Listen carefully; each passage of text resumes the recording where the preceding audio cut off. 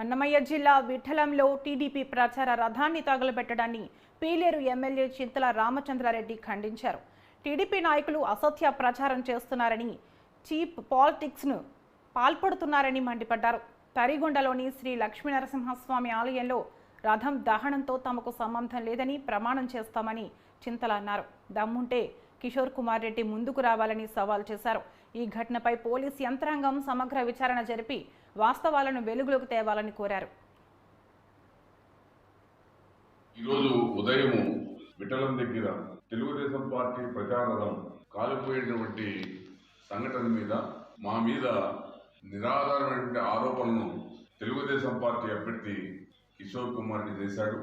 మరి మేము చేయలేదని, మాకు సంబంధం లేదని తరిగొండ శ్రీ లక్ష్మీ నరసింహస్వామి దేవాలయంలో బలిపీఠం దగ్గర తడిబట్టలతో నేను వచ్చి కర్పూరం వెలిగించి ప్రమాణం చేస్తానని చెప్పి నేను తెలియజేస్తున్నాను. అదేవిధంగా తెలుగుదేశం పార్టీ అభ్యర్థి కిషోర్ కుమార్ రెడ్డి తరిగొండకు వచ్చి తడిబట్టలతో బలిపీఠం దగ్గర కర్పూరం వెలిగించి వీరే చేపించినారు, వీరే కారకులు అని చెప్పి ప్రమాణం చేయగలరా అని చెప్పి నేను సవాల్ విసురుతున్నాను.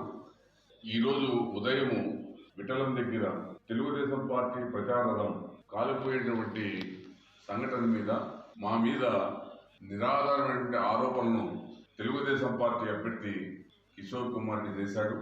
మరి మేము చేయలేదని, మాకు సంబంధం లేదని తరిగొండ శ్రీ లక్ష్మీ నరసింహస్వామి దేవాలయంలో బలిపీఠం దగ్గర తడిబట్టలతో నేను వచ్చి కర్పూరం వెలిగించి ప్రమాణం చేస్తానని చెప్పి నేను తెలియజేస్తున్నాను.